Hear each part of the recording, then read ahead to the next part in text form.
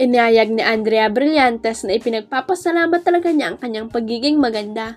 Paliwanag ni Andrea sa isang interview sa ASAP sa tanong na paano po ba na-achieve ang ganyang kagandang face. Ipinagdasal lang daw talaga siya ng kanyang nanay at nagmana lang siya sa kanyang mga magulang. Sabi pa ng aktres, ginawa raw siyang maganda dahil marami siyang harapin sa buhay. Ngayon lang ako hindi magiging humble, siguro binigay sa akin, Lord, yung ganitong mukha kasi madami akong pinagdadaanan sa life. So sabi niya at least gawin nating maganda ang babaeng to, saad ni Andrea.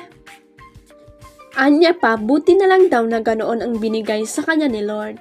Kasi minsan there's always something to be grateful for and sometimes meron tayong challenges sa life na sobrang hirap lang mahanap kung ano ang dapat pagpasalamatan. I think everyone naman has been there, di ba? Minsan nasa lowest lang talaga tayo tas mahirapan lang tayo magpasalamat.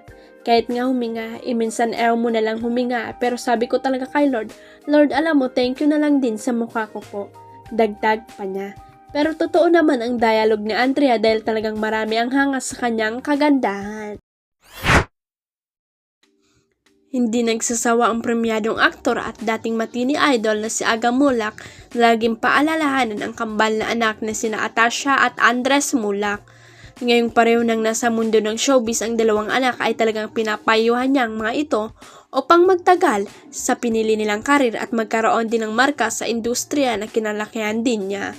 Ang advice ko sa kanila is trabaho yan ha. Kung ano yung nakikita nyo sa akin na ngayon ito yung end result of hard work, so you have to go through that hard work.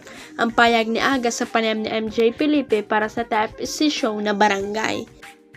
Patuloy na pagbabahagi ng award-winning aktor at may tuturing na ring icon sa entertainment industry.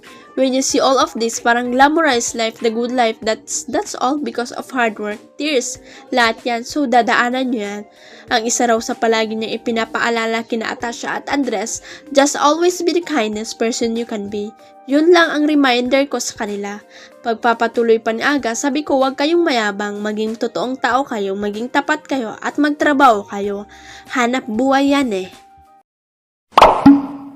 Huwag kalimutang i-click ang subscribe button at i-ring ang notification bell para sa latest at legit chika updates.